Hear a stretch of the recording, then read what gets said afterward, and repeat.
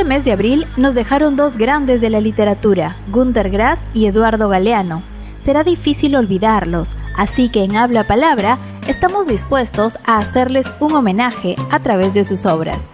Vamos a empezar con el alemán Günter Grass, autor del escalofriante Tambor de hojalata, y antes de desarrollar la historia, revisemos la biografía de este premio Nobel.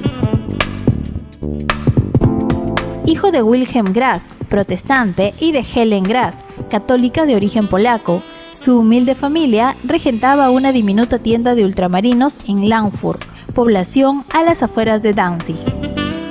En sus escritos se mezcla el realismo, lo macabro y el simbolismo como base de la culpabilidad colectiva. Ofreció algunas veces su apoyo al Partido Socialdemócrata y sus escritos políticos están recogidos en varios libros, como Alemania, una unificación insensata, de 1989, Malos presagios, en 1992, o Discurso de la pérdida, sobre el declinar de la cultura en la Alemania unida, 1993. Su última obra publicada, Die Box, en 2008, fue una novela autobiográfica, y en octubre de 2012, coincidiendo con su 85º cumpleaños, publicó el poemario titulado Eintagsfliegen. De 1983 a 1986, ocupó la presidencia de la Academia de las Artes de Berlín. Fue galardonado con el Premio Nobel de Literatura en el año 1999. La proclamación del premio coincidió con el estreno del nuevo secretario permanente de la Academia Sueca, Horace Hendal, quien señaló que el premio era para un autor que, con vivas fábulas negras, ha dibujado el rostro oculto de la historia. También fue galardonado por el Premio Príncipe de Asturias de las Letras, 1999. Israel le declaró persona non grata por el poema Lo que hay que decir. En él describía a Israel y a su arsenal nuclear como un peligro para la paz mundial.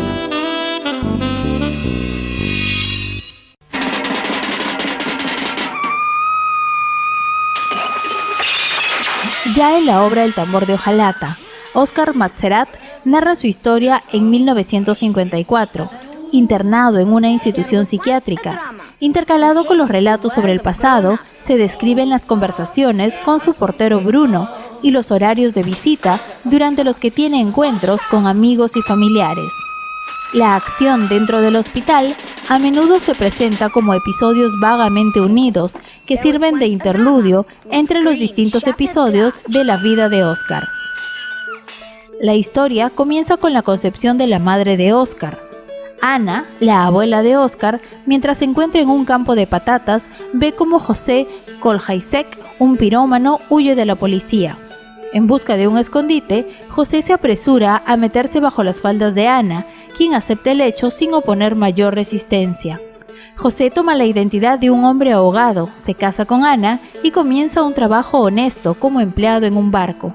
Mientras trabajaba, José conoce a alguien que conoce su pasado como incendiario, lo que lo lleva a entrar en pánico y sumergirse entre troncos flotantes. Nunca volvió a aparecer. Sobre las consecuencias que tuvo emocionalmente la Segunda Guerra Mundial dentro de la población alemana.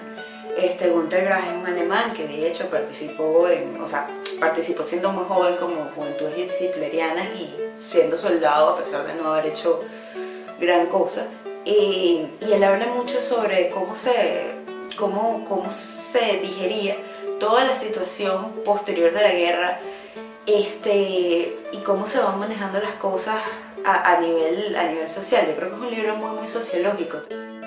Agnes crece y se casa con Alfred Matzerath, un cocinero aficionado y soldado. Juntos abren una pequeña tienda de ultramarinos. Aquí es donde comenta la historia de la vida de Oskar. Al nacer, ve como una mariposa revolotea alrededor de una bombilla de luz ardiente. Él describe esto en retrospectiva, como si el insecto tamborileara la bombilla. Agnes promete entonces que en su tercer cumpleaños le comprará un tambor de hojalata, lo que Oskar espera con anhelo. Mantiene su promesa y Oskar recibe su tambor rojo y blanco. Oskar, convencido de que su apariencia de los 3 años es ideal, decide detener su crecimiento. Por tanto, provoca un accidente en el que cae y se golpea, hecho que es tomado como explicación de su trastorno. La veracidad de las historias de Oscar a menudo parece dudosa. En primer lugar, se presenta con un informe médico de 1952, siendo él un interno de un manicomio, y como tal puede que su historia sea solo un desvarío y por lo tanto no es muy fiable.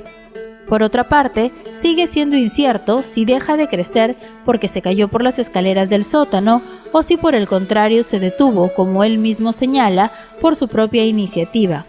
Y la caída de la bodega le sirvió de coartada, con el fin de evitar preguntas. El tambor de hojalata abarca el periodo comprendido entre los años 1920 hasta los años 1950 y va de Danzig a Colonia, París y Normandía. Grass recibe las acciones del régimen nazi durante la Kristallnacht y la ejecución de los sobrevivientes de la oficina de correos de Polonia. Trata sobre Oscar, que es un niño de 3 años, que decide tocar un tambor de hojalata el resto de su vida y quedarse pequeño porque no quiere crecer, porque si crece va a llegar a ese mundo de adultos que son tan depravados y tan enfermos, que no son más que seres humanos normales y corrientes, que en ese momento estaban pasando una etapa muy revuelta y conflictiva de su historia.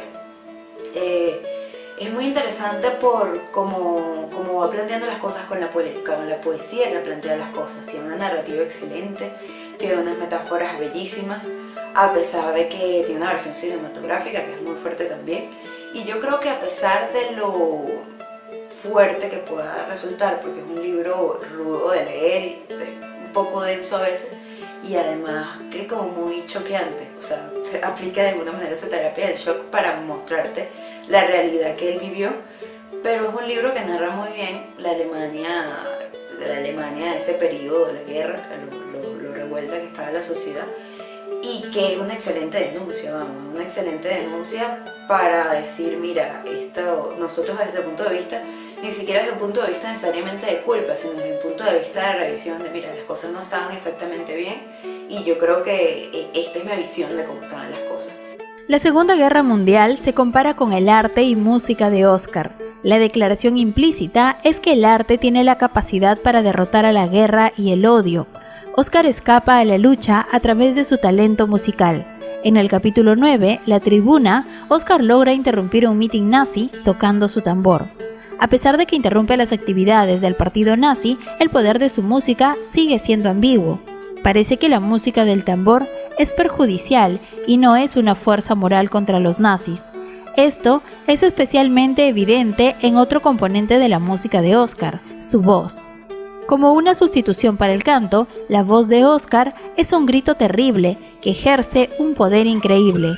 La voz de Oscar le da el poder de romper el vidrio, poder que utiliza como líder de una banda de delincuentes para robar las tiendas, rompiendo las ventanas de las fachadas. La imagen poética de Grass se vincula sutilmente con eventos políticos y culturales, sugiriendo al lector que Oscar es de alguna manera una forma de realización de la Noche de los Cristales Rotos, que marcó la agresión desenmascarada del partido nazi.